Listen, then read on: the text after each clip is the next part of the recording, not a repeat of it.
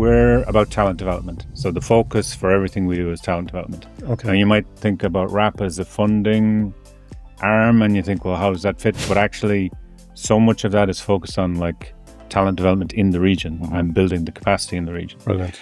On this episode of Garry Talks Film, I'm joined by two key figures shaping the future of the screen industry in the west of Ireland.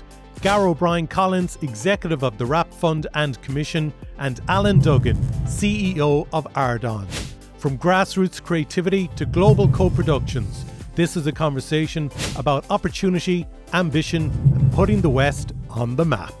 It's really important, and I'm not just saying local films for local people. It's additive. You add to something. Irish filmmaking should be an expression of all of us. Yes, local films for a global audience. There you go. Garry Talks Film, kindly supported by Grace on Demand SkillNet and the RAP Commission.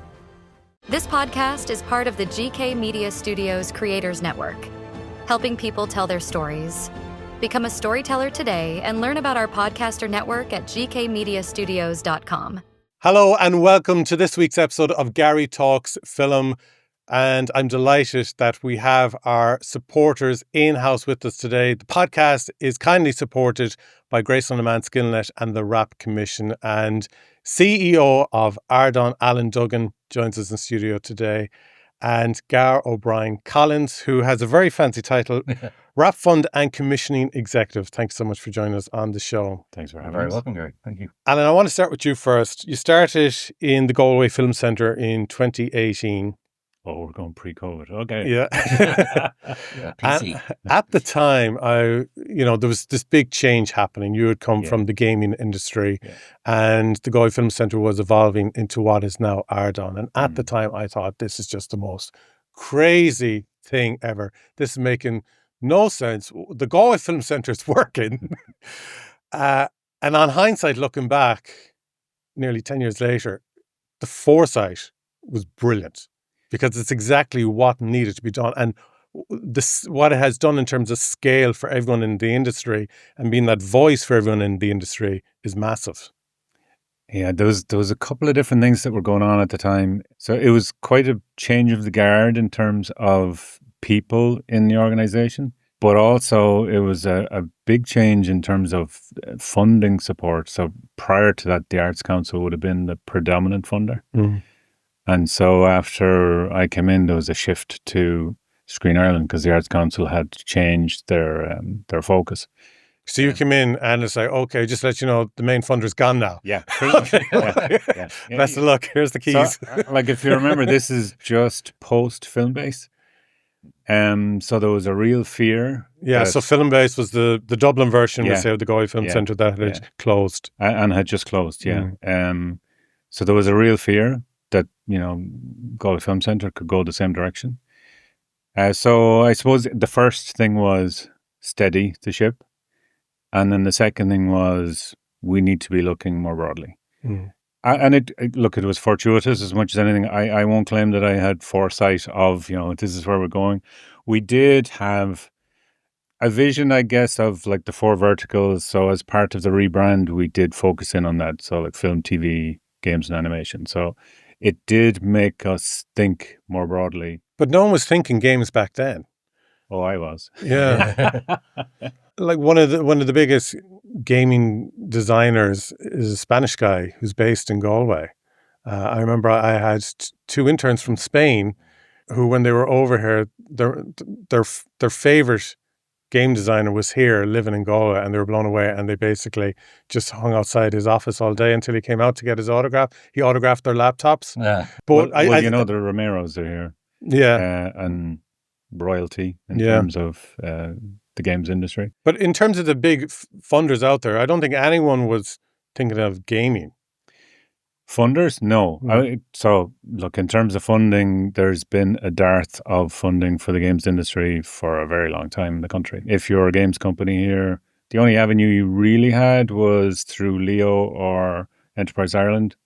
And that was, games was never considered, on the one hand, it was never considered cultural, the creative aspect. Mm. And then on the other, it was always considered, well, that's for kids, so it's not really a serious business. And so the only companies that really flourished in the early days were the service providers, so the likes of Havoc, for example.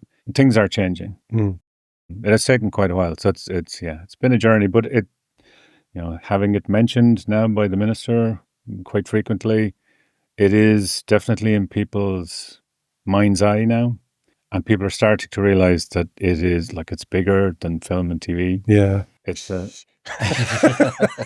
don't be putting that out there. No, but even Emer Noon, who we know is a composer and conductor, she does loads of stuff for games, and she loves it. Yeah. And then when you listen to the scores, they are like movie scores. Absolutely. Yeah. And much longer though. Yeah, to go for 40 hours as opposed to. Well, there's the atmospheric as well as the key pieces, for sure. But a lot of that is now done out of Kilcommon. Wow, yeah, it's amazing. It's true, yeah. It's fantastic. Yeah. Gar, tell us about your history and evolution into the rap role, because I think we first met when you were a programmer at the Galway Film Centre. I think we met before that. I think we might have met when I was pre-programmer of the Fly. That was probably in a bar in town or something. I've never been to anywhere. Okay. Actually, Mass, was it? That was it. Saturday and Sunday. That was it. Exactly. They're both altar boys. If you really think about it. Interesting enough, I moved to Galway I think 20 years ago this year for 9 months to do my master's at the Houston Film School. While doing that, I decided I might try and volunteer for this film festival that I've heard good things about, the Galway Film Festival. And I kind of walked into the office there, which was the same office we started at in Clonmara. When I kind of joined Ardán, I tried to volunteer, and Miriam Allen put me to work as a press officer because I tricked her into thinking I knew to write a press release. And then I worked with the Flower for a good while, and did a bit of sub-programming, a bit of venue management, bit of everything there really, which is my education in so many ways. And then I tricked them into letting me do a programmer's job. So I programmed that for 8 years, which was amazing because I got a huge insight to, I suppose I would have seen pretty much every Irish feature film made in that point, not just ones we've seen, but I would have been very aware of that and kind of been around things and got to know a lot of the producers. So some of the huge established producers today in 2025, I remember kind of seeing their first scrappy little features sort of thing in there. So that's kind of, I suppose, where I got a lot of my education and fell in love with Galway, I guess, really, was that kind of the scene around kind of film here and festivals and generally kind of broader kind of creative people like yourself and others, and some people you've already interviewed on this as well. So really kind of that fabric of Galway was kind of what attracted me here in a lot of ways. So, and over those 8 years, kind of being at the pinnacle, seeing what's happening in the industry, what was your take on it? Was it growing? Was it stagnating? That's an excellent question. I would say growing almost exponentially in terms certainly of I won't say quality or quantity, but the amount of good projects coming out was stronger, and certainly their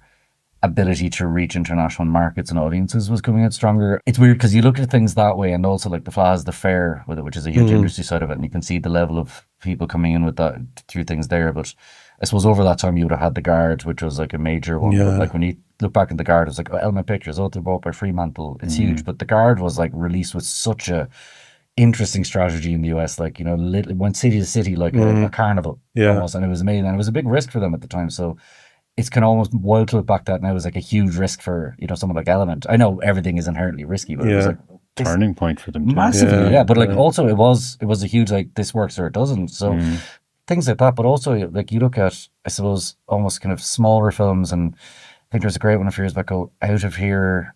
Some things people might know we're talking about, but you look at people who made that, or like other kind of smaller films. I was thinking of Vico films, Young Offenders. Like I remember like Early Door is one of their kind of first films. It was a King of the Travel or something like that. I can't remember. Oh yeah. Probably conflating a few different things, but you look at huge companies or people now, or people I think are huge now, and you remember them kind of coming along, and it's kind of great to see, I suppose Irish film go where it is now. We always say boxing above our weight internationally. I hate that. Pivoting. Yeah, no. Innovation. We got to come up with a new term for 2026. We're nation of storytellers. We're getting close to realizing our potential. The way I look at it.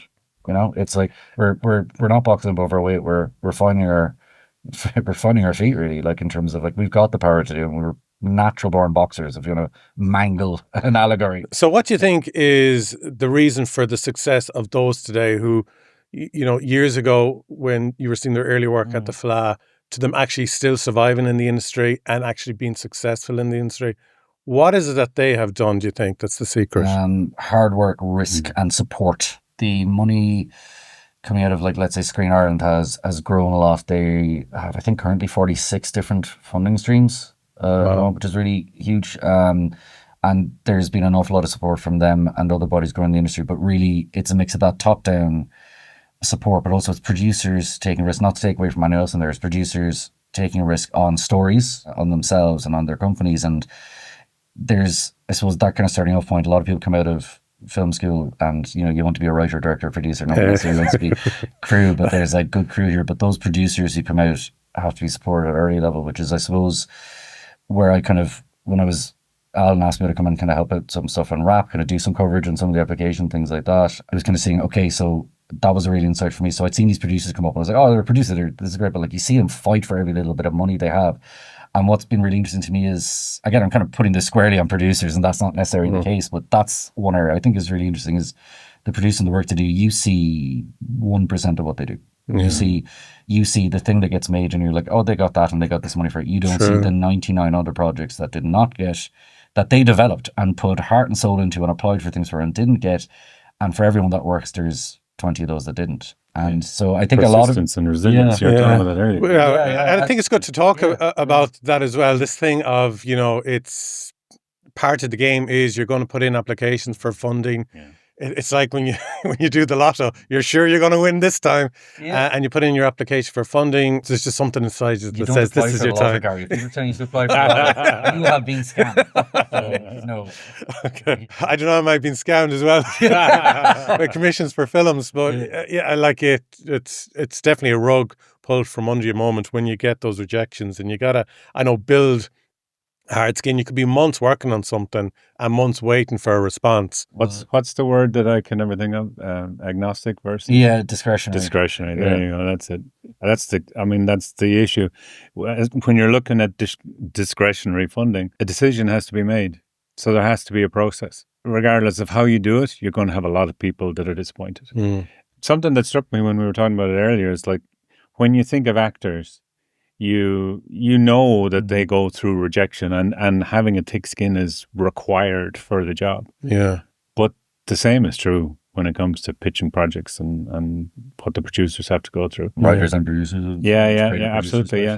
I mean, we see in rap, we see like the nuts and bolts and the hoops that have to be gone through to make something fit financially. And it's a constant struggle. And until it's signed, it's a movable feast. So that's one that works. Like, if you know what I mean. Like, that's one that works. Yeah. So it's a constant challenge. Yeah. Alan said something, like, I'd say almost first hour I was looking at this, and it was just like one of the things that was key was to him was like, we try and say no as quickly as possible, or at least point out this is not going to work. And I think I was like, okay, that's decent. But then as over the last 3 years, I've been like, producer's time is way more valuable than your my time. 100%. My time, sorry. Yeah. No, I agree. But it's like, because it is that amount of time that goes into it and the attrition rate of something. And it's not like these projects aren't good enough, or these projects didn't work, or they didn't care enough, these projects. It's just like, what gets, through to a centre, what makes sense for whoever's assigned this. And it's a huge amount of work, because like, even, you might look at the Phoenix magazine of the world going, this production company got X amount of money. It did for that project. But if you put that down per hour of work that goes into their job as a producer, it's probably just edging minimum wage. Yeah. I want to get out of it as well. Like, there's a lot of spend on a lot of things. 100%. Sorry, what was the question? Sorry, yes. I joined. I've moved to Galway. So I'm now just about eligible for dual citizenship between Cork and Galway. So. And the priesthood, you haven't thought about that yet after serving as an altar boy for 20 years? I was rejected again. Their no's are quite slow. I'd applied for the priesthood. It was 4 years later. It's part of the game. This rejection. My background as a practicing Satanist counted against me. Not with Ardán, though. Very inclusive. Paddy Hayes gave us a great phrase when we were talking about that topic of why do people stay going? Yeah. It's because we're creative masochists. In it for the love of it. Yeah. I mean, that's not all of it, obviously, because pulling it all together is a Trojan effort from you have to understand the economics, and you have to be able to manage something 100%. where you keep it above board, even if you're not making a massive profit. Yeah, personally and professionally. 100%. Yeah. If you were to put that same effort into a very boring SaaS piece of software or something like that, you'd probably be making a lot more money. Yeah. It's Paddy says creative masochist. There's a quote I was talking yesterday with someone, a producer, about this, and a quote from Martha Graham, who I think was a choreographer, but she always says, no artist is ever happy. There is a blessed unrest that keeps us better most days. Only a queer divine dissatisfaction. And I see that, like, all these things start to make more sense. But we're understood what a producer does, that you're like, it's a queer divine dissatisfaction. It's just like, because you have to do it. It's like people say you write because you can't not write the thing. I think there's something with producers that you produce because you can't not produce. Yeah, you know? Like, and there's this, like, Paddy said, creative masochism is like, what would, like, that was really difficult. That really took it. What's next? The next thing. And after that, the next thing. And I'm already on 4 next things. And it's just like, this thing nearly killed it. Yeah, and I'll do 4 more of them. Yeah. Like, and I know this year. I know we're talking a lot about producers, but it's when you think of writers and directors, you automatically are in a creative headspace when you think of their role and what drives them. But when you think of a producer, like the stereotypical non-industry, at least, view of a producer is it's someone looking to make money. That's just bad idea. Yeah, 100%. But the creative thing is right as well, because I remember when we set up a film production company when we left college, because we wanted to become producers straight away, not go through the whole tier system and actually work. When we realized after a number of years, even though we did shorts and docs and a feature film, and we had made no money, and I said, I need to do something else. And that's when I started working in radio, and I was 2 weeks engineering. So I'm pushing buttons, putting up faders and so on. And they said to me, how are you getting on? And I said, I'm bored. And they said, yeah, we noticed you were bored. I said, I'm a creative person. I need to do creative things. They said, okay, why don't you go presenting and producing shows? And then I loved it. But it was amazing. I did 2 weeks of doing something completely different. I was like, no, I'm not enjoying this at all. And it's just something in me. Can we break down Ardán? Because Ardán manages a lot of groups. So we've expanded considerably. So when I started, Sarah Dillon started literally same day. So that was the start of the RAP Fund. And since then, so we were at the time managing the City of Film designation for Galway City and County, continue to do so. But we've since then added quite a few strings to the bow. We're about talent development. So the focus for everything we do is talent development. Okay. Now you might think about RAP as a funding arm and you think, well, how does that fit? But actually, so much of that is focused on like talent development in the region and building the capacity in the region. Brilliant. We cover everything from new entrant all the way up to established. The biggest addition, obviously, recently is the National Talent Academy Film and TV, which is writers, directors, producers. Very strong EDI focus. Then we have the Digital Games Fund that we manage with Immerch. And we've kind of split the work between ourselves and Immerch, where we focus on the talent development and they focus on the more bursary industry funding aspects. The Science on Screen initiative with Quorum has grown since 18. And there's a very healthy budget for that as well. Yeah. So yeah, I mean, so what's interesting there is... That's the producer in me again, isn't it? Well, just get to the money part, Alan. Hey, we've got our applications open again. Actually, as you're here, how would you recommend someone go on better? Would you mind taking... Sorry. So the interesting thing is I remember... Oh, God, it may not have been 18. It might have been 18, it might have been 19. One of the things we looked at was we were doing a lot of things that didn't contribute to the running of the centre as it was then. And that's still a challenge that we have as an organisation. So we're a registered charity. So anyone who wants to donate, hello, we're here. But get your forms, your CHY form or something, isn't it? But it is. The challenge we have is we don't get enough money to exist. So everything we do has to contribute to us existing to be able to then do what we do. We looked, for example, at things that were highly impactful but didn't contribute to us being here. How do you get rid of them? Because like when you are having that impact, and if you take that away, we looked at stepping stones from new entrants. So City of Film, for example, is very new entrant focused. When you bring a filmmaker into the ecosystem, if there isn't a way for them to plot a path, so, okay, I've done my first short, what now? For some, it's like, okay, well, that's not for me. Yeah. Which is totally cool. Yeah. But for those who are, like, where do they go next and what's the stepping stone? So the documentary for Quorum, the budget of that is pitched at a point where it's for emerging to establish. So you're on your journey already. You've probably done a few shorts prior.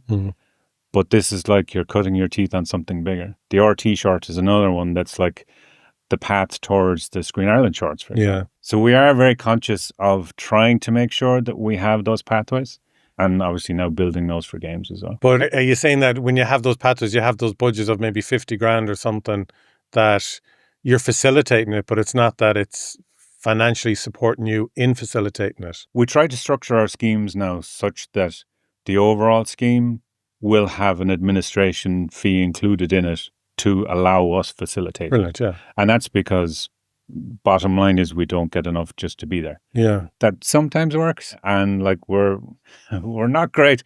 We're not great at minding our own piece of the pie. It's almost like the feature, like deferral would be the first port of call often. Well, it's exactly. So we'll take ours and we'll put it on the bank. Yeah. So but not to say it because you're here, but like when I'm in Ardán, there's very much a culture of give. Yeah, and we know, suffer from the staff that and everything, ourselves because of it. I think a lot of it is reflective of, I suppose, you're working in an industry that is inherently collaborative. And you're a part of that, and it does work both ways, and you bring that to it and it comes back out. And we're very much not like, this is our little fiefdom, let's protect it, and this is us, and like we're like, what can we do? You know, possibly to our detriment, as you said, but it's... But there's also the many faces that we have to try and manage, because like when you're dealing with first-time filmmakers, that's a particular view, and you have to manage that in a particular way. EDI, quite similar, requires a lot of... EDI is... equality, diversity, and inclusion. So when you're dealing with communities who don't naturally associate or have an impediment to associating with the industry, so you have to work harder to help people who might have an interest get to the point where they can enter the industry. Yeah. So that means a lot more time, sometimes more money, but usually the resource that's required is time and people to carry people along. And then you have, like through the NTA top end, the probably most beneficial and impactful thing we do is shadowing. Mm-hmm. And well, we'll get into the issues of the spread of production across the country, but like one of the challenges there is like, because part of the definition of EDI for the NTA is regional. So regional talent are included in that. And the regions are... Well, we like outside Dublin and Wicklow is effectively what we treat as regional. Oh, right, okay. Yeah. 65. It's like forming your own republic. Well, it depends on remit. So for rap is quite specific. But that's because of the source of funds. Yeah. So that's aligned with the WDC, and that's... And I think people need to understand that as well when it comes to rap funding. It's very specific. Yeah. But do you want to speak? Because there are a lot of summits Have you done all the parts of Ardán yet? So the summit as well. Yeah. Well, the summits have gone from... so the TV summit had started. I attended one before I joined GFC, and that's now gotten to a point where it's a monster. It's a monster. It doubled every year in size nearly. But it's absolutely brilliant. It is brilliant. It is absolutely brilliant. It's brilliant. I've said it to you, off mic a number of times. It is run so well. The people, the contributors you bring give really, really good information. The variety of what's covered, even just it's run so well. If the talk is supposed to end at 45 minutes, it ends after 45 minutes. It's not that you're leaving the hotel at 9 o'clock because it ran over by 4 hours. It's just... Well, that's Kenny. Kenny Gahan. Yeah, that is the... yeah, no question. But it's just, it's so well done. It's so well done. And I don't think you realise it, because I go to a lot of talks during the year in Ireland and abroad. And it's one of the best, hands down, organised events in terms of how it runs, the contributors you have, the whole flow of it, the energy even. There's a lovely energy there. It's brilliant. Flyer has it too in spades. Yeah. There's an idea that we kind of tried to latch onto for the two summits, the games one as well, is that it's... where you come to meet your peers. Yeah. So it's if you're sat in the room and you're just listening to people talk and you're not participating or you're not meeting people or not having the chats and the crack, then we've kind of failed in our mission. Absolutely. I mean, that's what Go is, though. You come to Go in general and you meet your peers. You tend to, or in my experience, tend to find people there, and all events and places, national ones certainly, should be reflective of where they're from. And I think Feast is really interesting because people come down from, no, they don't come down, they come over from Dublin and, you know, all the rest of Ireland, but the UK and everywhere as well. And we'll see like people sitting there from like, you know, Paramount and Channel 5 having a chat with like, you know, like, I don't know, something happens where guards are left down. Yeah, there's no barriers. Yeah. So like, and people are much more open, and that's for all the objectivity we like to put in. Like, you have to be able to hit this budget point, you have to have these skills, you have to do this. Like, it is also an NC where the end result is about, you know, emotional. Like, the point of film TV is to make you feel something, and there is like, I'm not saying it's gut or comes down to like who you know or anything like that, but like personal relationships and connection is vital. Yeah. And I think providing something that, you know, can engender that atmosphere allows for like better panels and better things like that, but also like productive friendships to be made, I suppose, at the end of the day. Right? The interesting thing, some of the feedback that came out of last year, one was, so we ended up having time in the calendar, or the schedule rather, that we had to kind of spread. So it meant more breaks and slightly longer breaks, and people loved it. Yeah, like that was one of the things that came back. It's like great tempo, with loads of time to talk. We could, you know, network with people. And the new venue is ours, the space there and the Rouse and Rouse conference floor really helped, because it's like you come out of this place and then everyone comes in, so we have 2 rooms operating at once. I so in addition to rap stuff, so I curate some of the people, or the people involved in Fish. Everyone else makes it run properly at Fish TV. But I think the day before we were going to do it this year, or the day before we were about to launch the program, I had 3 rooms running until it was just like, that's too many for. Well, we ran 3 rooms for the games one, but it was slightly different in that one of them was a demo room, so it's a bit easier to manage. But like that space of people coming like between them into something in the middle to talk about what they're saying or talk about what they 100%, yeah. Because you said the whole idea is bringing peers together, so they need to be able to have those conversations as well in the lobby or whatever. Fish 2026 coming February 26th next year. Tickets will be open soon. Will be an expanded affair, so it'll be slightly. Or we'll come back to this. So it's not that last year was busy enough. You want to just kind of keep feeding the monster and make it bigger and bigger. Well, I'll come back to feeding the monster in a minute. But there is. Take note of what we're coming back to. There is. It's leaning into the positive stuff that came out of it, because it wasn't just like peers talking about having the time. The commissioners, enjoyed it. And wanted more time with people. So it's all sides wanting to have that time to sit and chat and figure each other out, and because it's first-hand information. Yeah. And I think crucially one thing as well is it's a safe space for people to speak on that as well. It's not like we're going to record this and pull out this soundbite of you. It's just in the room, have a chat. Yeah. You know? There was a proud moment for me as a Galwegian when I was at it there in February, where I met a producer who's from Dublin, and I said, "Oh, did you come down from Dublin for this?" And she goes, "Oh, yeah. Every year." Yeah. I thought, they're getting it. They know that this thing is happening in the West, because it is the national television summit. Absolutely, and it's not only that you have broadcasters or commissioners from Ireland, it's from all over. Yeah. So it is the place to go. And it's nice as well. It's not during hectic time, you know, in terms of filmmaking during the year. It's a nice kind of little break to get away and kind of get a refresher what's happening. If I could tell one kind of anecdote that kind of connects a few of the kind of things we do, it's really interesting, is Obituary, which season 2 is on RTE now at the moment. Check it out, it's great. It is great. It really is excellent. That started as a pitch at the Fish TV Summit before my time.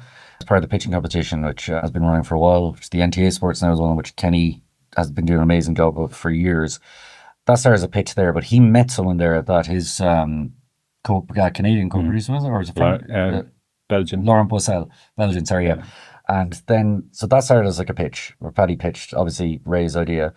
Ray Lawler, the writer from Mayo, and then met this Belgian producer there, and then it's a series of other things ended up with, like, you know, Hulu and Disney involved, and then it kind of came back in for rap funding, rap development funding initially, I think. So it was rap supported from that front, and then, you know, supported through rap, and then shot in Donegal with a Mayo writer and a Galway producer, and you see that on screen now, and obviously there's Screen Iron money in it as well, and Screen Iron, we're a huge supporter of Fish and so many things we do. Yeah. But there's this through line from something that was in a room where there was a space given to someone to pitch an idea to an audience of people, which was their peers. And I'm going to get philosophical and slightly pretentious for a second, but I always a big idea that ideas are solid. They're not something airy-fairy that come into effect. Like, so information is solid. Dinosaur DNA is now stones everywhere. So that's information. And I think it's the same with these things. So that was an idea someone put out there. And through connections with other people, there's a critical mass. And now it's now this thing we're seeing, you know, on our TV. And there's like, I have a DVD of it on my desk. Yeah. And the contribution from people took an idea and made it into the physical world. Yeah. I'm not going to say they were manifested, but that's what it was. Yeah, you know? And giving a space for those kind of, you know, ideas percolate with the right people can make something real. And it shows how things just evolve as well and come together, and it's not that Put you the send in elements together for and you've to, it is serendipity as well, where the right people need to be in the room and so on, and building on that. Explain to me a little bit more about City of Film. The monster. No. I'm afraid to wake the monster, but we're a UNESCO City of Film in Galway. Yeah. So how does that work, or how does that benefit, we'll say, on a ground level for filmmakers? Massively impactful on a ground level. So there's a number of different schemes. So one longest running are the short docs and the 48-hour challenge, both supported. Short docs is first-time filmmakers. Typically, there's an EDI slant on that too. So we're looking for people who might not, you know, normally associate. And sorry, just to jump in as well, when we talk about EDI, I think it's important. It's not that you're just putting it on for the sake of it. Like at the TV summit, I've been at the Game Summit, but like you have the live captions taking place for people in the audience. I mean, it is this thing. No, we did have a bit of fun with that. No, but you're trying to make it all inclusive for everyone. Well, for sure, know. Because what's interesting is once you step into that world and you understand some of the challenges that people have, the privilege that we have is something that we take so much for granted.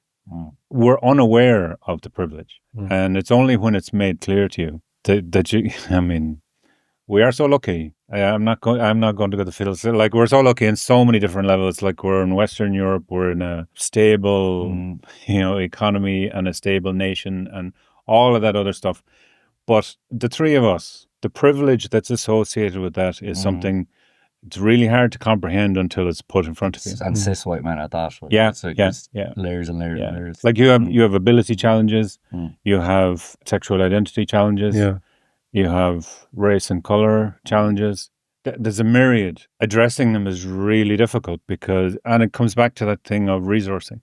There is lots of help, and for the most part, it's time and effort and understanding the need and conveying that need to our stakeholders. Like Screen Ireland have been brilliant in this. Excellent.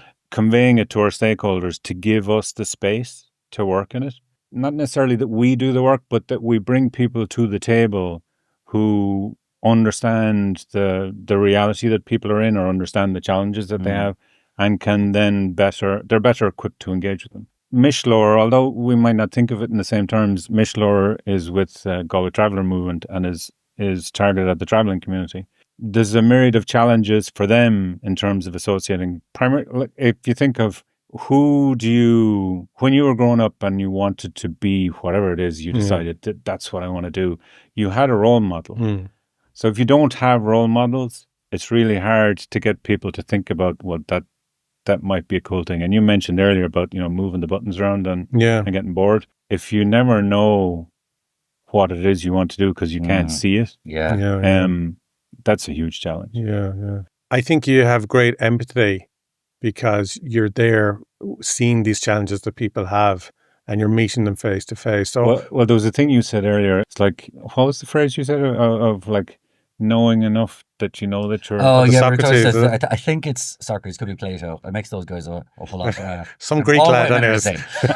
But it was like, I know, or the wisdom to know that I'm ignorant kind of thing is like, so as soon as you know a little bit about something, you become very aware of the other 90% you don't know. And I think that's probably the key thing, is that we're aware that we are to a large extent ignorant, in that there are so many things that we are unaware of. So it's trying to be honest about that, because actually even language is another thing that comes up, is using the wrong phraseology or terms. So we try to be really careful in our call-outs. And I'll give you a fascinating one, this has gone back a few years now, but when we were looking at how we did our call-outs, if you put a set of requirements on a job, for example, if you have required or essential, what's the other word? Desired, thank you. Men will look at the required and, oh yeah, sure. Yeah, that's fine. Close enough. Yeah. Um, I'll apply for that. women typically, no, I don't meet the criteria. So you have to be really conscious of how people view what it is you're putting out. Okay. Now we don't get it right all the time, and but the intention it's a is process. But it's always iterative as well. So you mentioned the capturing at feet. That step one, that was like the basic thing. We'd ideally like to have people signing all day for that, and that's just one cohort of people we'd like to help out and address. Like, I mean, it's. But you could have not done it. You could have not have that extra stress by not doing it. But you did do it. And then there's people we know in the audience who wouldn't have got the experience. Other people would have because we didn't put in that effort. And like there are people who still don't get the thing because we could, there's more could be done. It's alarmingly expensive to do a lot of those things, unfortunately. But we live in a world now where there are privileged white men getting rid of diversity and inclusion in the workplace. And it's not to go too political, but I'm just saying when you're there trying to bring it in, and then there's other parts of the world that are actually taking it away, that must personally be frustrating. Because you know the good that it is doing. It makes me very grateful for the country I live in, for the country I was born in. But yes, it's massively disheartening.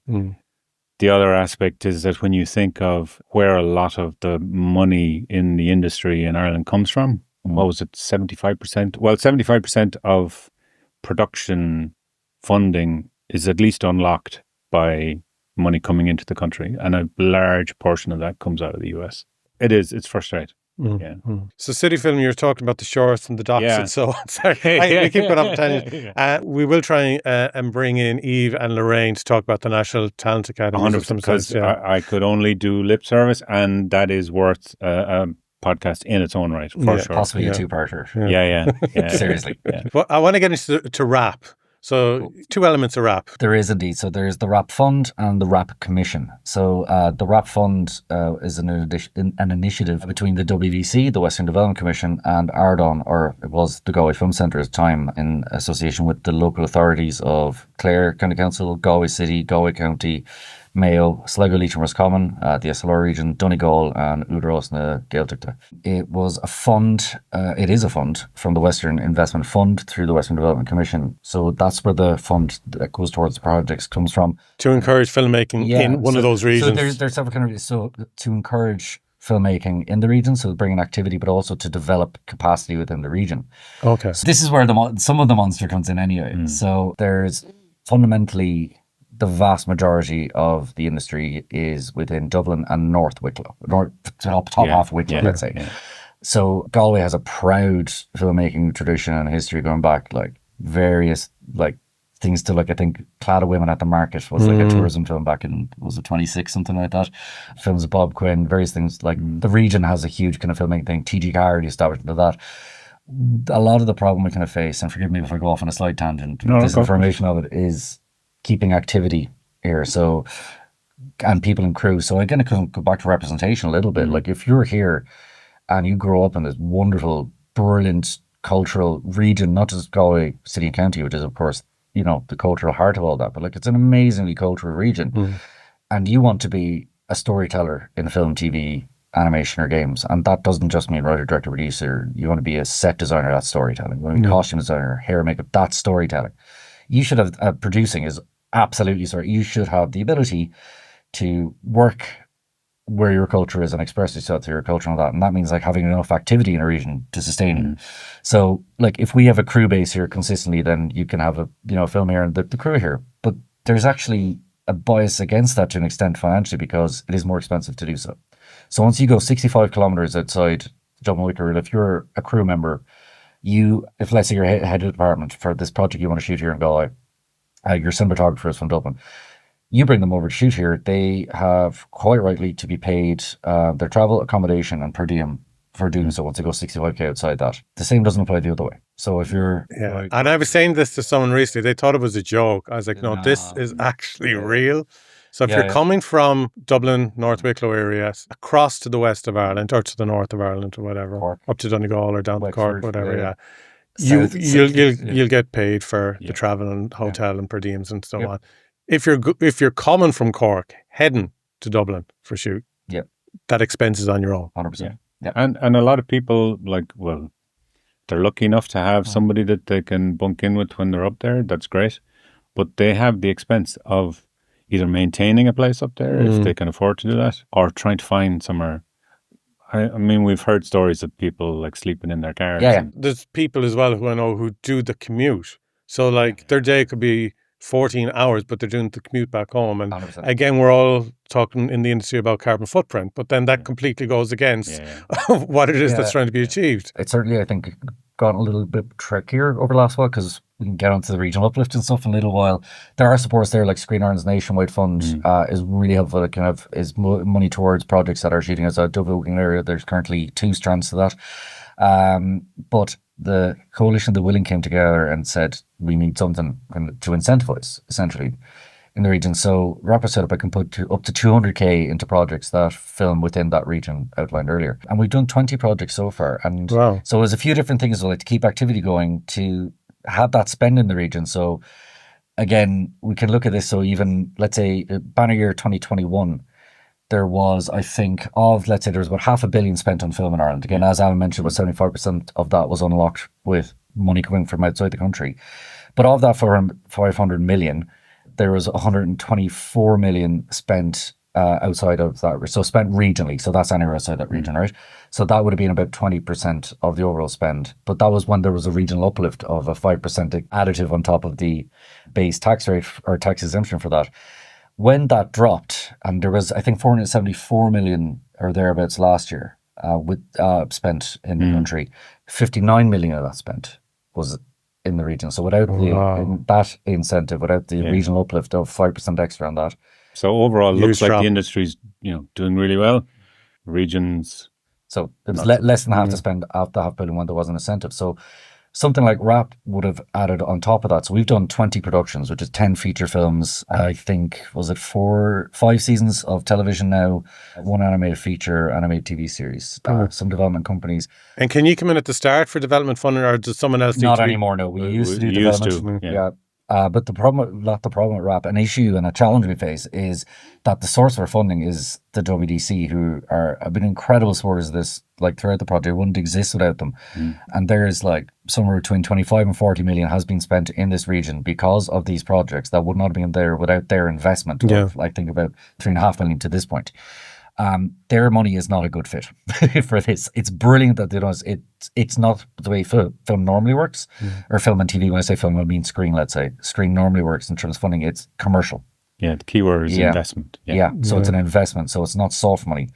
So the producers who access the RAP fund have had to show, based on the low estimates of their projects, that they can not just kind of recoup whatever the investment is, but repay, or like WDC can participate and profit on that as well. Yes. Because that's their requirement by law, that they have to show that they're acting as a rational market investor. So there's a very high bar for that. So, and you might look at, let's say, a project of 5 million, where is this 200k going to go? It's like, that's how many people's wages on this? That's money on screen. That's like crucial to this project. You scrap for every bit of money. That 5 million project was probably meant to be 6. What is a bit flabbergasting is, like, when you talk to the producers, the difference between a project coming into the region and not could be down to that 200,000. 100%. Wow. So we reckon it's between 8 and 12% more expensive to shoot regionally. So something like, great, we're going to shoot here.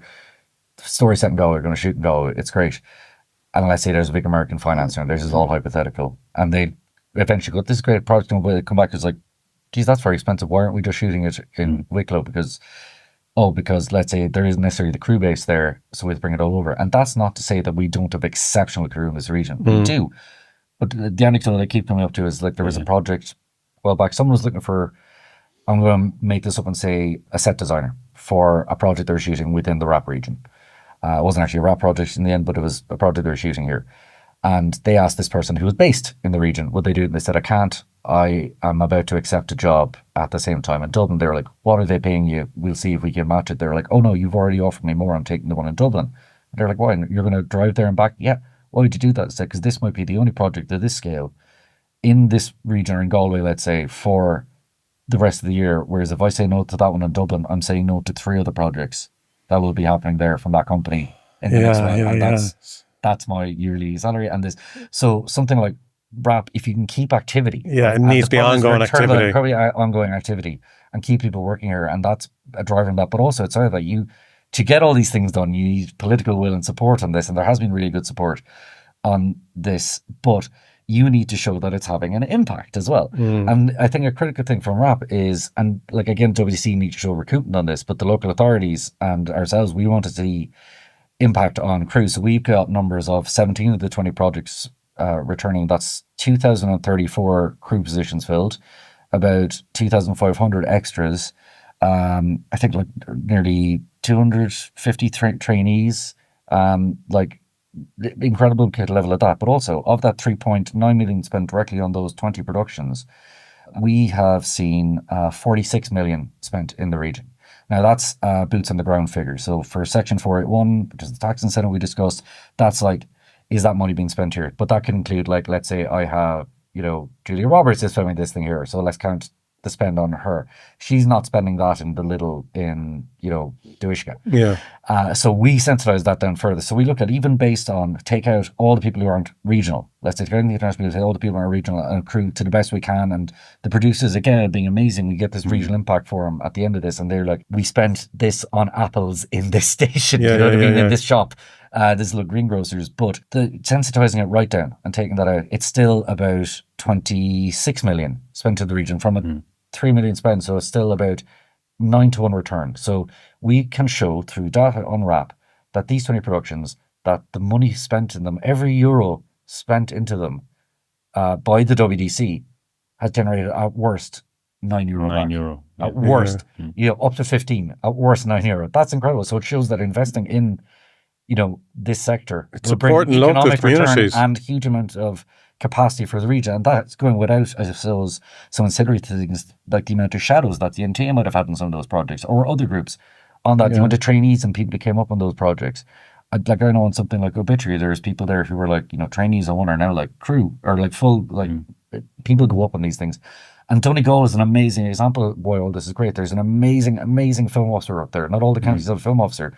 But they film officer, they're called Aideen, and she is incredible. The fixer. Yeah, she's the fixer. And there's a reason there's been so much activity in Donegal as well. And it's like the crew have been consistent there. They have, what does she call it? Like, not the A team, it's like I was going to say the crack squad. That sounds really good. But they have their like go team there already. It's just you come up with the crew and we've got, kind of thing. And that's a chicken and egg thing, isn't it? There's so much activity there they can do that, but they can do because they have activity, and that's what we're trying to. I was going to say that one of the key things that we find ourselves fighting is natural inertia. So if you look at how the industry has developed over the last 20, 25 years, it has grown up in Dublin and Wicklow, and that's probably natural enough that will be first port to call. But the difficulty is that the gravity of that has drawn everybody to it.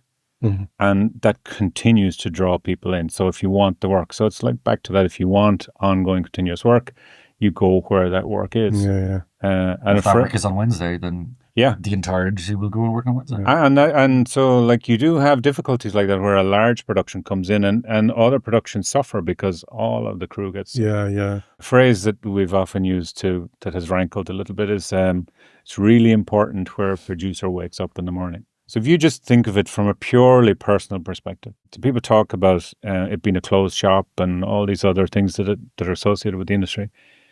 When you dig into it, it's really natural.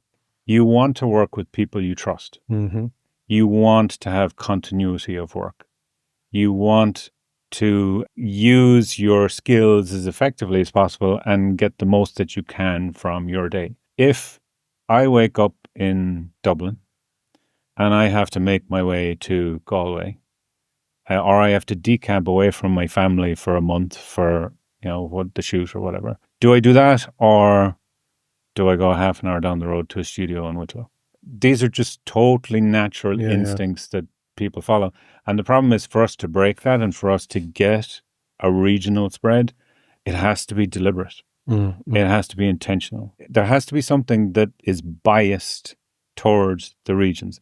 And that's a really bitter pill for national agencies and departments to swallow. But like at the same point, we don't want to take jobs away from any of the people in Dublin and Wicklow who are making, amazing kind of huge scale projects there. It's just there should be a geographical spread of that. And an economic but there's also, like, if you think of it, we don't have the studio space that you have in Wicklow. Right. So we're not suited. If Wednesday wanted to come to Galway, like, it would be a challenge to facilitate it. Mm. Locations wise, not a problem. Yeah. So that's what you typically find is there's a type of production where outside Dublin Wicklow suits. Yeah. The problem is that they're not coming out either because it's expensive to do so. Even like there's a really good studio down in Limerick that had obviously Foundation and Cork and soon in Donegal. Amazing. Down in West Cork, soon one Donegal. There were ones there with that, but like the one in Limerick kind of worked when there was an incentive as well on it. In that, you know, and largely the reason the incentive was brought in was for night flyers coming into Troy, and then Foundation obviously shot 2 seasons there. Was it? Or was it one? Can't remember. I can't remember the second. But like one. that was empty for a good while. It's now thankfully shooting things like Wayfinders as well. But it's harder for those productions. It's more expensive. You know, once you go outside that, because if you are a US person bringing in, like, you're going to shoot, let's say, a new Star Trek show, and you're going to shoot in Limerick. And you're like, great, I love Limerick. Limerick is great. It's very near Galway, where all my favourite people in pubs are.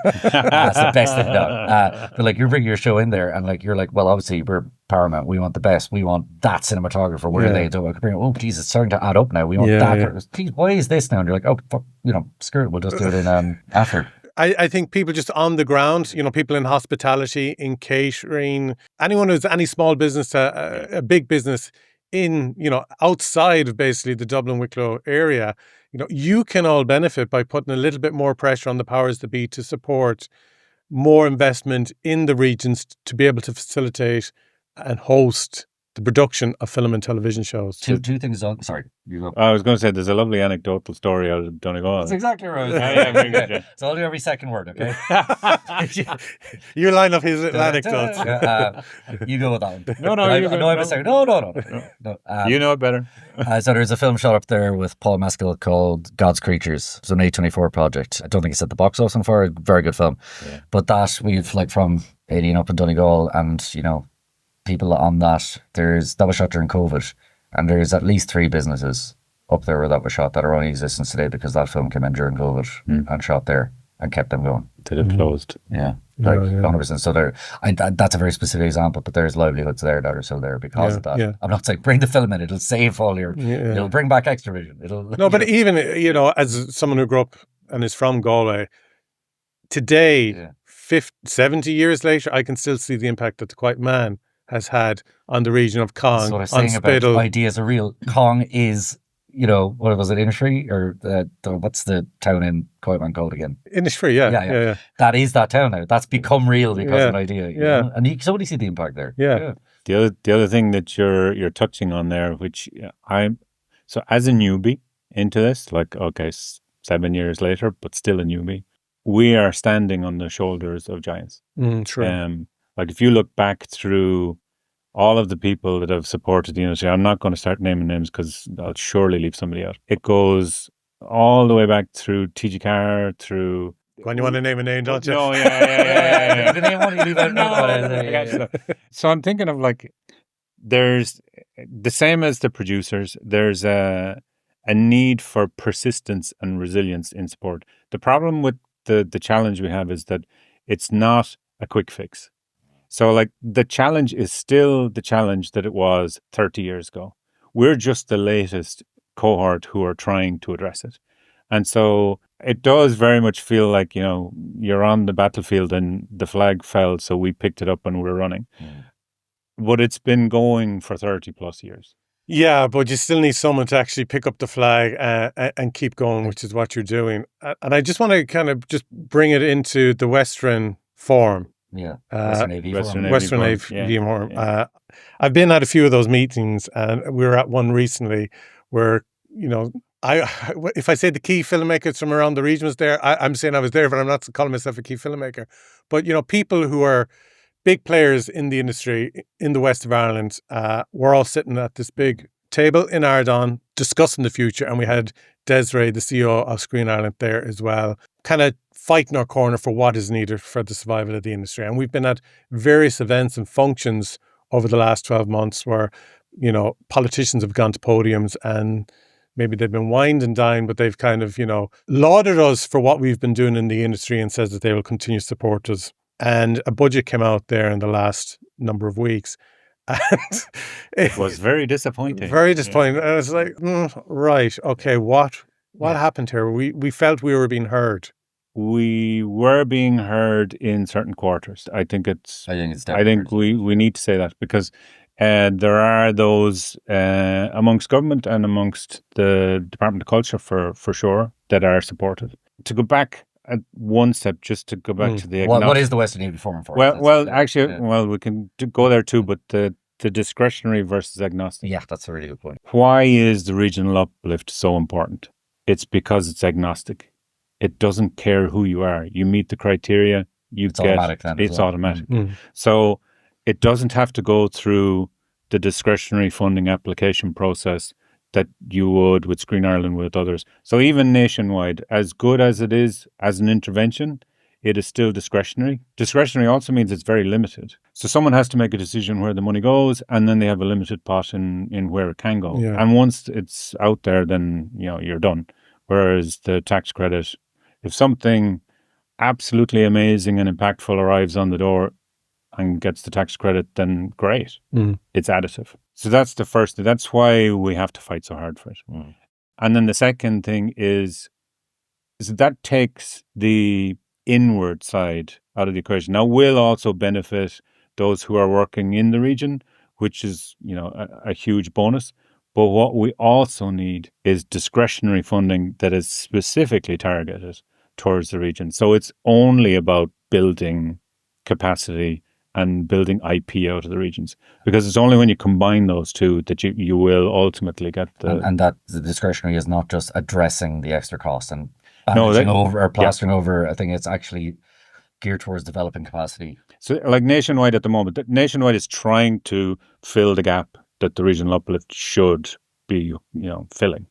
And so it's limited because of that.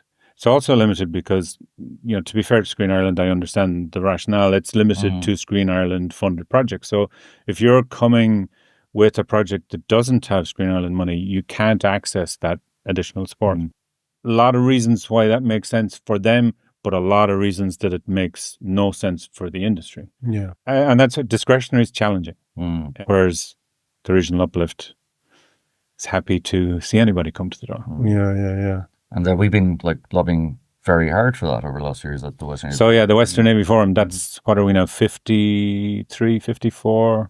I think slightly higher now. I've added a few people. Okay, so we're pushing 60. Pushing 60, yeah. So this is a form of collective engagement on the issue at the very least. It's like producers across film, TV, animation and games. You have people from the education sector as well. Yeah, well, the goal is to be a voice for the broader industry in the West. So while we're pitching at a national level, so the main thing we do from it is lobby government, and most of our lobbying over this past few years has been about the regional uplift and funding specifically targeted towards the regions. So we don't go in asking for money just for the West, because anything that benefits the West is going to benefit the Southwest, the Southeast as well. Yeah. But the group that we have, it's a very mixed group, and like you say, there's people who've been in the industry for a long time, very, very experienced, know exactly how things work, also have been around the houses. Like I said, we're standing on the shoulders of giants. We've been around this rodeo many times, and it has gotten to the point of yes, we're going to do this many times, and then it doesn't happen for a myriad of reasons. But having that in the room, also having the new people in the industry come in. I remember having a conversation, this is early doors for RAP, when we started the company investment, and I was using terms that didn't jive with people. Okay. One of my questions was, what's your exit strategy? Or the door I came in. Well, what are you talking about?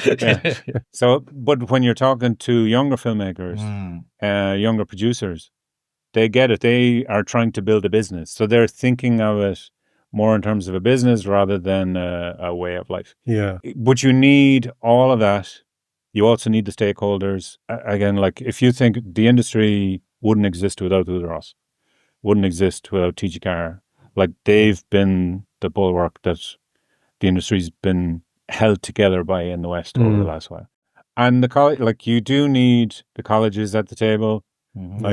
there is that thing of, I think we were talking about it earlier, everyone that leaves college, what do they want to be? Do they want to be the guy pushing the buttons, or do they want to be the guy behind the camera? Or you need all those points of view. We then try to distill that into an ask. And the challenge is making sure that the ask gets to the right people, that the ask hits the right trend and tone, and that it's simple enough that we can get it over the line. So like, for example, early doors, when we were talking about the regional uplift, we were talking about what words in the bill could be changed.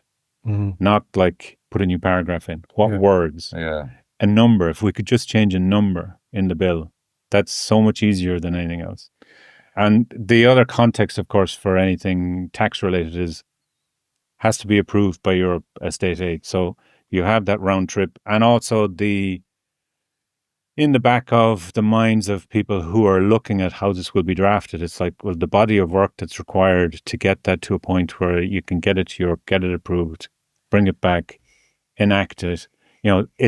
There's a lot of machinery required in all of that.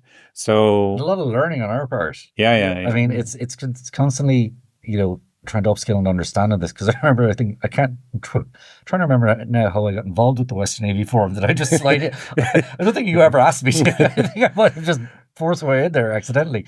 But we were looking at doing things like, so the state aid map it was originally based on. So we're looking at how we get it back right. How did it work before? And it was based on a state aid map in Ireland, which was like, right, we can make a case for a regional uplift based on existing state aid maps in Europe. Now, that was the reason why, and I don't know if you remember this, Cork was excluded from the one, because everyone in Cork is a millionaire. Because of farmer. Because of Pfizer and Apple. It's like, so GDP and all that's gone. So it wasn't perfect, but at least they had a basis where they could include Limerick and the Northwest and stuff in this. So we're like, okay, great. Let's do that. Let's look at the state aid map. Oh, there's a new state aid map. Oh my God, this will not work at all. This will like Swiss cheese. Preclude everyone's. Well, Cork was carved out there much more granular. So we're like, okay. So we spent a lot of time looking at sorry, I'm doing the producer thing. The 20 projects that didn't get there. Here's our 19 other applications we did, like looking at, working very closely with TG Carr and Alan Estimal when he was there, and like looking at a Gaeltacht map, and if we could have, was it Baltic Servicey around that as well? Like looking at how we can support that. And can that work? And then we're looking at looking at territorial cohesion maps from Croatia.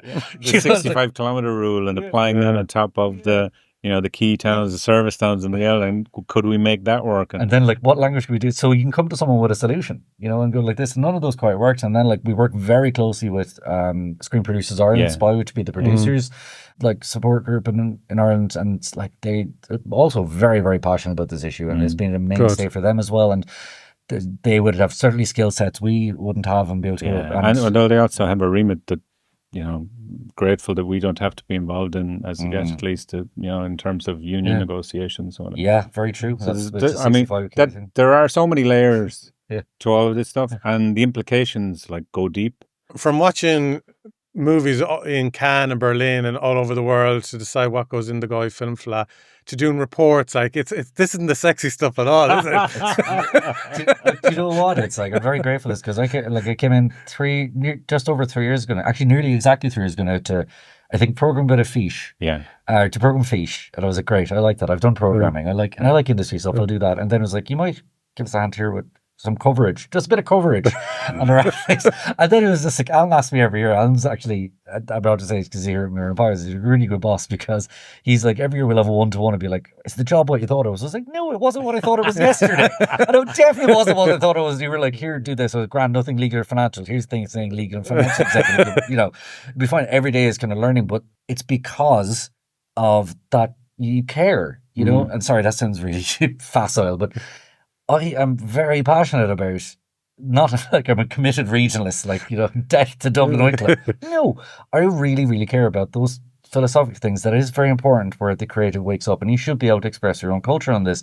It's not, Cartoon Saloon isn't amazingly successful despite being from Kilkenny. It's Kilkenniness is why it's amazing. So many of the great people coming out of Galway and the great filmmakers of that are because of the region, because of Connemara, because of Connacht. Don't get me started on Cork and Cork people. I'm dual citizenship now. Nearly 21 years here and 42, so just about. But it's really important, and I'm not just saying local films for local people. it's additive. You add to something. Irish filmmaking should be an expression of all of us. Yeah. And you know, you're looking it's at local films for a global audience. there you go. But, and this is the cliche I love, and it is perfect. It's just like the local is universal, and the more granular you get, like something set out in the heart of, I don't know, let's say Furbo, can resonate with them. You look at The Quiet Girl, I know that wasn't said here, but like something that will resonate, and it's about making sure those stories are told, and those stories are told with storytellers from that region as much as possible. And like, we don't want only like people that movement would be great, but it should be easier, and it's in our interest to incentivize that from a storytelling perspective, from the stories we get to tell, but also very much from the people behind it. Like, Ireland is nearly at capacity in terms of filming process. If Wednesday's here again, that's a lot of our crew drawn down there. That's a lot of the studio space filled up on the East Coast. We need like studios all down the West Coast as well. We need to be because at the end of the day, you're talking about like Screen Ireland. Their thing is to like make sure Ireland is working a film, and it is, right? And we're the only English speaking country in the EU, and Malta, I think. Okay. Who are doing well, you might have noticed. I am this front as well. Yeah, we are the only Anglophone one. We have that. We're in the EU, but we're also very close to the UK. Yeah. We're a co-production nation as well. I keep coming back to this. You can be inherently collaborative. We have to be. Yeah. You know, you see Luxembourg and how many Irish films, you know, all the small countries come together, and that's amazing. And you get really cool stories from those sensibilities. Like the contracts we see with like 8 different countries coming in with all their different interpretations, various laws. Make that happen. It's brilliant. Being part of Cineregio also amazing gives us a view on that too. That's the network of regional funds across Europe. There's 50 something of it. 53. So we get a perspective on how they all work as well. But narrow that down to within Ireland, you get a collaboration between all those things. You get a stronger Irish perspective on it, you know. And I've rambled there incoherently for a bit about where was it going? Freedom, Braveheart. I don't know. You care. Yeah, but it is because like it's totally different. Sorry, spreadsheets and reports and this. I find it fascinating. I find it absolutely fascinating because the more I learn, and I don't know everything. And the last 3 years have taught me one thing, and that it's like love producers, you know, and crew especially. Like that, it's incredible what they do and what they go through, and it should be a little bit easier for them to make an incredible piece of work near enough to where they live. Travel's necessary. Working hard is absolutely necessary, but they should be able to do that near their family and within their own culture. You know, it's like that's important. And if it means we're sitting there, Alan has 4 a.m. thoughts. Alan comes in about everything. 4 a.m. Gar. I was thinking about the wording in the section 481A thing, and I'm like, of course you are, Alan. Yeah, that's you care. You know, like, so we've turned into like really boring people. I think. It's just like but that goes back to waving the flag as well. It needs to be waved by people who actually care. You know, you've gotten a little bit of an insight there too of what of your morning routine, is it? Sorry what the job of CEO of Ardán looks like. Yeah. So I mean this in the best possible way. My job is to take the rubbish out the rubbish that are getting mixed up in my metaphors. Chaos? No, it's to take the problems out of the way of the people that work there because they are so passionate about what they do. And that's true across the board. Like you see it with Garry here. When you have Even, you'll see it in spades as well. My job is to make sure that they have the space to do their work. And that's true across the board. It gives me great joy, like even just to sit and listen to him, to be that passionate because you're absolutely right. Without it, it's so difficult to keep going because it is such a long road. So we're already like, because of what's come from the budget, we're already like, okay, what's next? We're planning for what's next. So what's next year? And if it's not next year, what's after that? So, and what's in the interim? Because the key, without the regional uplift, we have to ensure that we maintain production activity, because if we lose it, it goes barren, and starting from zero is so much harder. We've already seen it re-centralise after COVID, and because the uplift worked. It did. And like you've seen it kind of reconcentrate. And you see that across most industries across the world at the moment, things are reconcentrating to the centre. And we can't have that. And like as Alan says, for this we're going to work on, you know, what's next. It's do the bit in the West Wing where President Bartlett's shot and they do a flashback episode to how he became president, and every meeting ended with like, what's next? And then he wakes up from the coma and it's just like, you look at him and it's like, are you okay? And he's like, what's next? I think that's Alan at like 4 a.m. Well, I'm wondering, am I the guy in the coma or what? No, it's just like, what's next? Like, I like an Eve. So like Eve Collins, who runs the NTA, and for full disclosure, we're married. It's another reason, again, why I'm passionate is because, like... Just you. Yeah. All of Ardán are married. It's actually a cult. Alan Duggan. It's your dad. The songs are great. No, he's my husband, father. It's great.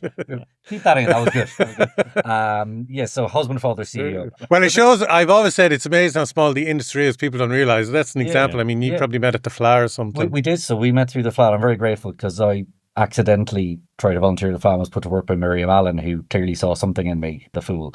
No, she's an amazing woman. And Eve worked there as well. And we're married now 4 years and been together about 15. So I met someone who's way better than me, even about what she does in every aspect in the office. But I met her through film and stuff here, and her father was a filmmaker as well, and she's an actor interested in that. And we're Galway people. Like, she's from a... You just said we're Galway people. A man from Cork said we're Galway. I'm 42 now. Next year I'll be here as long as I was in Cork. You'll never be able to cross the border into the county again. But that's it. So, gee, you think Michael Collins had a plan? So this is the strategy. Who's banging at the door? This is the strategy we have here. Sorry. So you marry into it, right? But no, that's it. We're Galway people. We have a house in Athlone, and it's great. We can get the train up and down to Dublin if needs be. But we're here, we work here, we're grateful to be able to work here. And it's like, I want other people to have that and, be aware that they don't. It might be much harder for them than it is for us. And they've got people here in their lives who, I'm very lucky, I can come home at night and talk to you about, like, God, the things of the finance plan, did you see that thing? Or that, I got a shadow on this thing. That's amazing, Eve, Whereas I think there's probably a lot of people at home, they're like, what the hell were you doing today? And it's just like, you're up and down, as you said, 14 hours. Yeah. And it's, it should be easier. Yeah. And that's, I think, what we're trying to do. I've forgotten the question. The culture you're fostering. Oh, I segued into culture, but yeah. I do think it makes sense for people to go to Ardán's website and to RAP's website as well to see all the initiatives and activities taking place. But Screen West, can we just mention what's coming down the line with regards to Screen West? Yeah. So Screen West was an initiative originally started with Galway City, County, and I believe Uldross, possibly others.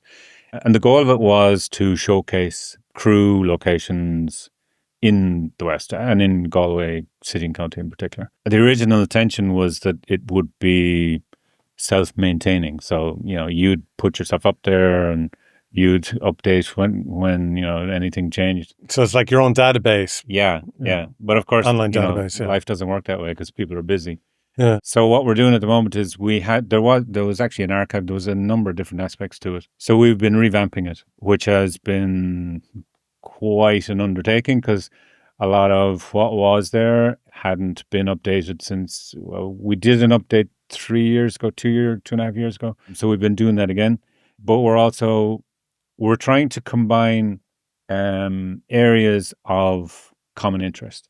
So while it will initially have a strong Galway leaning, so Gar can tell you a bit about Super Scout that we've been looking at for RAP. There have been initiatives since it came about, since Screen West was born.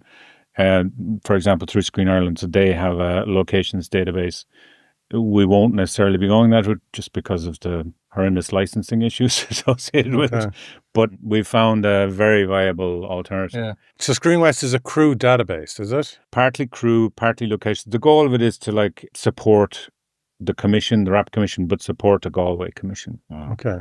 So if someone's looking to do something, this is your database where you can find out who's who and where's where and stuff. And that's kind of, it's like a fractal centre to, I suppose, the RAP commission, which we didn't really get to talk about because I kept rambling. Like the RAP fund, obviously, the fund is the WEC, the commission is through the support of the local authorities of the area and Uldross as well. And that's more of a kind of on the ground thing like that as well. So we've done our mentorship scheme, which you might be familiar with. Yeah, it's brilliant, which is great. So we're able to get, so that was with the NTA who did a national version. We got producers. So it's more on the ground kind of things with people than just the mentorship program. Like I got to work with a full-time professional feature film producer. I was working with Ciara Appleby of O'Sullivan Productions. I could just tell her all my problems. But it was just having that real conversation. So someone who's in the industry, who knows the people, who knows the changes, the past, what's expected to come down the road, but just that support and guidance and clarity, even little things of, understanding the terminology and contracts that might come across your desk. It's been able to pick up the phone and call. So there was a time I put in an application to Screen Ireland for development funding, and a week later I got this thing where something was missing in the application. I was like, I don't know what this is, and text Ciara. She rang me straight away, calmed me down, explained the whole thing. But it's like having that, big sister there for me. She was brilliant. It's again, it goes back to fostering those connections. And Ciara would be a perfect example of the wonderful kind of Dublin and Wicklow people that we rely on for this kind of support. So we're not. I'll tell you, she's absolutely amazing. I think that's one of the best things you're doing, what the Commission can do. So again, the national part of that was the National Talent Academy. So that would have been paying for those mentors, and then we do the light work and try and find them for people. But the RAP Commission specifically would have paid for that sort of. So it was yourself, there's people from Donegal to Clare, they mentioned this. There's two great lads in Sligo, Adam and Ed from Waywalker, who made a wonderful film, Horseshoe, which premiered in the FLA this year. They're going to be on in a few weeks. They're great. Before their new movie comes out. It's releasing in December the 5th, I think. Yeah, they're great guys, and they were put Edwin in touch with Mark Herbert, who was the producer on executive producer on Adolescence, for example, and he seemed to have a very similar experience as well. So this peer-to-peer learning is fascinating. And again, this is a great thing to learn on. I've only learned this through what Eve, Mags and Sean are doing through the NTAs. Be able to take that skill set and be like, how do we do this? And they're like, we do this. And I was like, great, we can pay for that side. We started a recce scheme, locations with people who are wrecking in the RAP region will be able to get a little bit of support from us, hopefully matching Screen Ireland or other kind of funds. We're trying to be a little bit more help on the ground. We can help people go to marketplaces like Berlin and Cannes, Sheffield, Gamescom. We can't pay for their flights and a come get them there. Maybe we can help register them and pay for that cost and get people in the room to make those connections. Yeah, which is really important. Absolutely. And then even little things like you talk about the badge. So for Berlin, for the Berlin Alley, it's now €400 for the badge, and that's one of the cheaper ones. But you can't get into the market without it. I remember years ago when I was going there, you didn't need it. Now you can't get in. So you can fly over to Berlin. You can have your fancy accommodation, but you can't get in and meet anyone without the badge. And that, especially if you're kind of a self-made producer, writer, director, or whatever, £400 is a lot of extra dosh to be spending just to get in the room.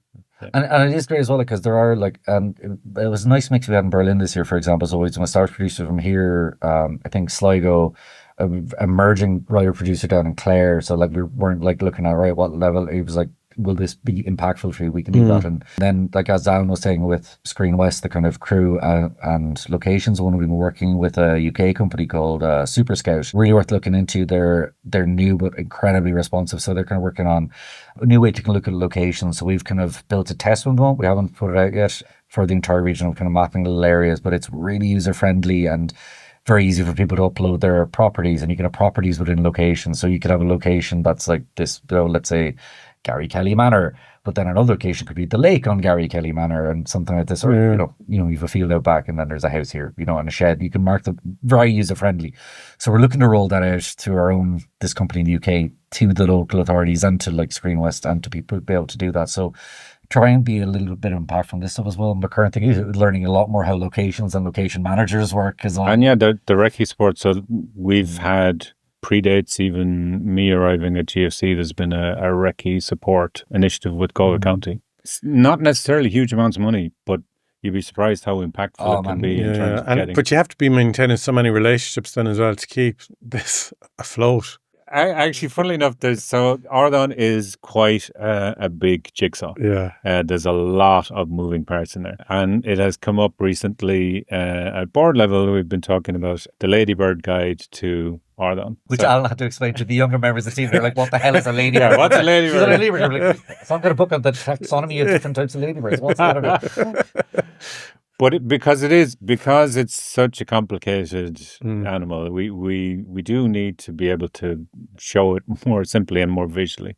So we're working on that at the moment. But you're right, a lot of our time is spent ensuring that we maintain the relationships that are necessary to allow us to do the work, and that we can communicate in the right way, learning how we speak to governmental departments and local authorities and Western Regional Enterprise boards, and different languages for different people, and how we speak to you, how we speak to, it's you're modifying. It's all that passion, knowledge we have on our learning, and then how you modify that to different. But you have audiences. To translate it. Yeah. And learning how to do that, and keeping the local authorities who support a RAP over years are really very helpful, engaging. You might get a call from someone we need to put horses on a beach. Is that a call someone kind of thing, or they'll already be on it usually. And then the third level institutes, the National Highway, Screen Ireland. I know because we need this. They're incredibly Well, we're very integrated with Screen Ireland now. Yeah. Inward and on the most of what we do has Screen Ireland involved in it. Yeah. Like incredible supporters. Do you know of any kind of, as we come to a close, any kind of big productions happening in the West over the next couple of years? It's hard to know because these things move fast, Gary. So it'll depend again on the infrastructure. I mean, big productions, it'll depend, I suppose, on the capacity here. Like there is a studio being built nearly ready to open up in Donegal. That can help things. If you look at what Cork's been doing, the studio in West Cork, they've been flying it. Really strong things. The lead from Severance was down there shooting. You know, if we have that capacity, yes, I think so. Like we had a brilliant film that's not out yet. It'll hopefully be making its debut at a festival within the next month, shot in the airport in Galway last year with Oscar-nominated talent in it, things like that. That'll be coming your way. It will depend, on what's happening at the Wednesdays Awards and if there's support here. But also people will do it anyway. You see this can happen. People will scrap. It'll be harder for them. You know, they will do things without the rapid support and won't have it through a K, and it'll make their lives hell, if they were counting on that, and they will do it. And people making films here all the time, TV shows. But we'll see, if Obituary comes back, hopefully, and it is, Crawl 2 has got a second season. Crawl is amazing as well. That's fabulous. Yeah, incredible show. Yeah. Sorry, we had them at Fish last year. We did a case study on it. That's right. And I remember inviting the producers, the writer, director, all the team, and I used the same line with all of them. I was chatting with my parents about it. My parents loved it. And I loved it. And I said, that never happens. It's literally Crawl and Con Air. Yeah. They're all like, great, that's what we're going for, man. Crawl, amazing stuff like that. But it's about that. Those are both returnable series. Yeah. So if you look at somewhere like Newfoundland and Labrador, right, in Canada, not exactly the Vancouver or Toronto of the world, but they were kept going by, I think that show was a Letterkenny. About 7 seasons of that. So that and maybe a feature film every year was able to sustain a community of filmmakers out there really, really strongly. And it's about ensuring we have returnability of those shows. Like Foundation, if that was still going in Limerick, that would be a different story. It didn't. It went somewhere else. We would hope that Wayfinders will continue very much to return to Limerick. The guys doing that are fantastic. Absolutely. Really incredible. Well, you mentioned scrappers. If you look at some of the best success stories, people have had to scrap hard for it. You're literally pulling, as a keep going back to, you're pulling things out of the ether. It's here's an idea, and you're manifesting that into reality with 400 people and co-producers in Belgium and Toronto and making those things real. If we could help a little bit on the way to make that easier and, advocate for that being easier to get that kind of plurality of voices and people behind things, I think that's why I'm here anyway. Yeah. Well, look, the whole idea of this series was really to shine a spotlight on the amazing talent that we have in the west of Ireland, from Donegal all the way down to the south of the country, and to shine a spotlight on it and wave the flag and hopefully get a little bit more interest in activity here. And it's because of people like yourselves, we wouldn't be in the strong position that we are in today without you. So thank you. Thank you. Supporting everyone in the industry. Well, thank you for being the industry. Yeah. The kind of people we like to support. Yeah. Well, thanks a million. Continued success with all the craziness and waking the monster again in February for another summit and all the mad things to come. We look forward to more adventures coming from Ardán and Rap. We look forward to more episodes of Garry Talks. Thank you, Gary. Thank you. And thank you for listening or watching this week's episode. As always, if you found it interesting, please do share it with a friend. Follow us on social media. Follow the podcast on whatever podcast platform you're listening to. And we look forward to you joining us again next week.